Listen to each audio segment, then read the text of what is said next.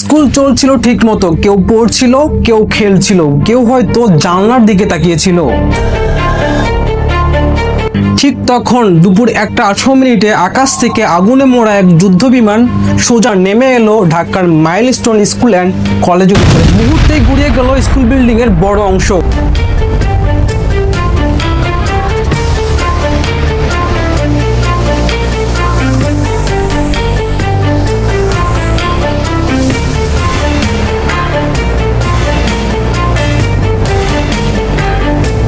এখন পর্যন্ত 31 জন নিহত, 171 জন আহত, হাসপাতালে ভর্তি 20 জনের অবস্থা আশঙ্কাজনক।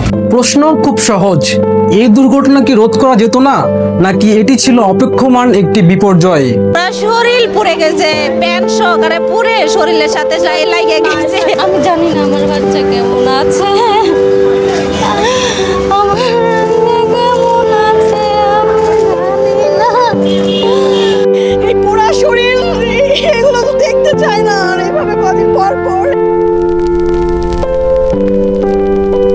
জুলাই 21 তারিখ রোজ সোমবার ঢাকার কুমিল্লা এয়ারবেস থেকে পাইলট লেফটেন্যান্ট তৌকির ইসলাম সাগর প্রশিক্ষণের উদ্দেশ্যে একটি F-7 BGI যুদ্ধ বিমান আকাশে উড্ডয়ন করেন। আকাশে উড্ডয়নের পরেই তিনি বিমানে কারিগরি ত্রুটি দেখতে পান। পাইলট তৌকির ইসলাম বিমানের নিয়ন্ত্রণ হাতে থাকেন।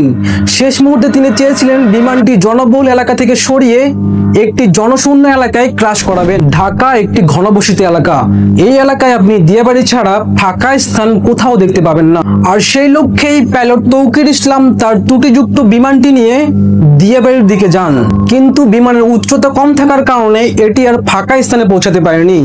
এটি আছড়ে পড়ে দিয়াবাড়ির পাশে থাকা মাইলস্টোন স্কুল অ্যান্ড কলেজের বিল্ডিং এ। মুহূর্তে গুড়িয়ে যায় বিল্ডিং এর বড় অংশ। বিমানে পর্যাপ্ত পরিমাণ ফুয়েল থাকার কারণে সাথে সাথে আগুনে ঝলসে ওঠে মাইলস্টোন স্কুলের প্রাইমারি বিল্ডিং। পাইলট তৌকির ইসলাম সাগর শেষ মুহূর্তে ইজেক্ট করার সুযোগ অবধি পাননি, তিনি ঘটনাস্থলেই নিহত হন। এই দুর্ঘটনার ভয়াবহতা এখানে থেমে থাকেনি, একটি সামরিক দুর্ঘটনা রূপ নেয় জাতীয় শোকের ঘটনায়।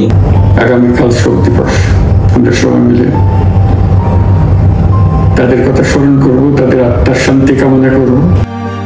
যে বিমানটি ক্র্যাশ করলো সেটি ছিল F-7 BGI, চীনের তৈরি একটি যুদ্ধ বিমান, যা ছিল রাশিয়ার MiG-21 এর পুরনো কপি। এই F-7 মডেলটি আসলে 1960-70 দশকের পুরনো মডেল। চীন নিজেরাই এই মডেলটি 2013 সালে বাতিল করেছে। এটি এখন তাদের মিউজিয়ামে রাখা। হ্যাঁ, সত্যি বলছি, এটি এখন তাদের মিউজিয়ামে রাখা।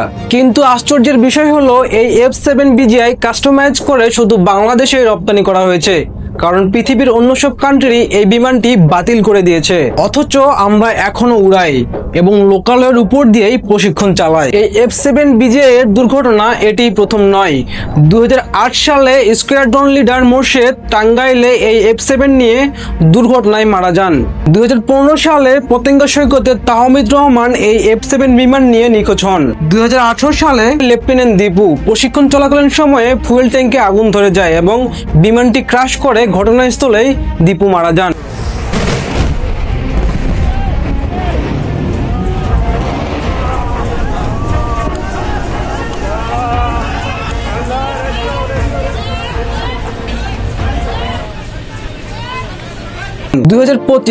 আজ তৌকির ইসলাম সাগর সাথে আরো 31 জন নিহত। একই মডেল, একই সমস্যা। হঠাৎ চলন্ত অবস্থায় বিমানে আগুন ধরে, ককপিটের সময় থাকে না ইজেক্ট করার, বিমান লোকালয়ে ভেঙে পড়ে। F-7 মডেলটি পৃথিবীর আর কোথাও চালু নেই, আর বাংলাদেশ 2025 সালে এসেও চালাচ্ছে আর স্কুলের উপর ভেঙে পড়ছে। তাহলে প্রশ্ন উঠছে, কেন এই বিমান এখনো আমাদের আকাশে উঠছে? কেন পুরনো যুদ্ধ বিমান ব্যবহার করে মানুষের জীবন ঝুঁকিতে নেওয়া হচ্ছে?